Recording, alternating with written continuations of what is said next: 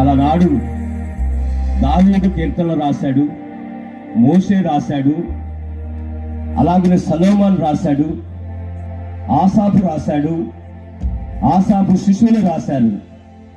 రాసిన ఈ కీర్తనలు హృదయ రాగాలై యేసేపు హృదయముల నుంచి అలనాడు మా పితరులు పాటలు రాసి పాడినట్లే ఈ పాటలు రాసి పాడేదానికి మీరు కృప చూపెట్టారు. అందుని బట్టి మీ స్తోత్రాలు. తండ్రి కుమార పరిశుద్ధాత్మ నామంలో ఈ పాటల బుక్ ఓపెన్ చేస్తుండగా పిల్లలందరూ చక్కగా ఈ ఆత్మీయ గీతాలను ఆలపించుటకు మీ కృప దయచేయండి. పరిశుద్ధాత్ముడా మీరు అభిషేకించి ఈ బుక్ లో ఉన్నటువంటి పాటల ద్వారా అనేక మంది ఆత్మీయ జీవితంలో వర్తిల్లినట్లుగా